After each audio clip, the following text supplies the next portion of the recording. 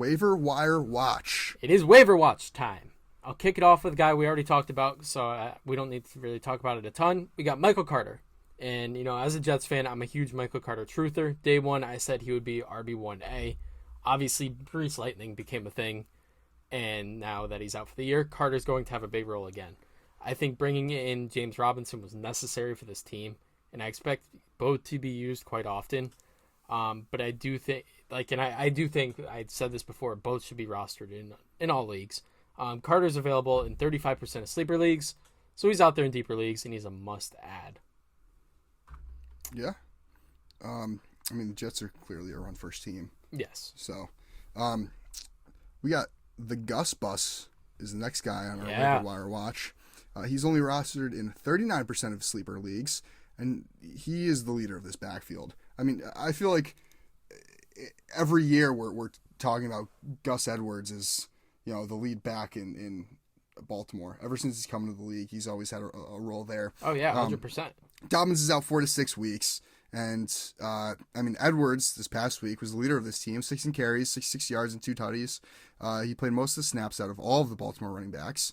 And Kenyon Drake only had 11 carries for 5 yards on Sunday. He was just a non-factor overall. Yes. The Ravens do have a short week as they play Tampa on Thursday.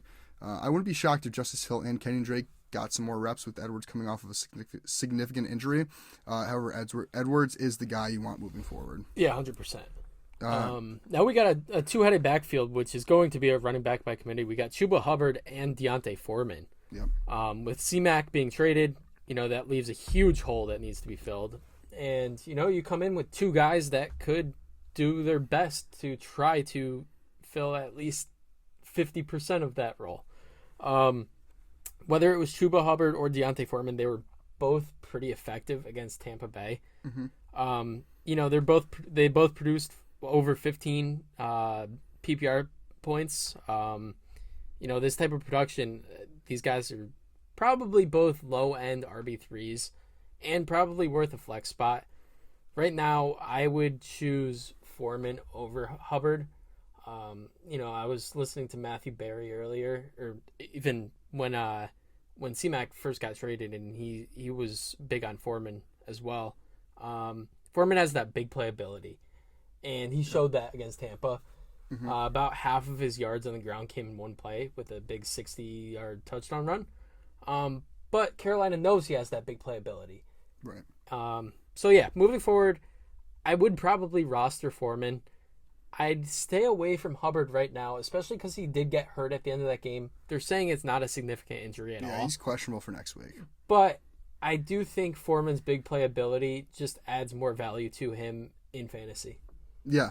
That is shown by a lot of fantasy owners because Foreman's rostered in half of Yahoo leagues, and Chuba is rostered in less than 40% of Yahoo leagues. I believe it was 37% when I looked. So, Foreman's probably the guy you want going forward, but I think they're both going to have their value in fantasy. I agree.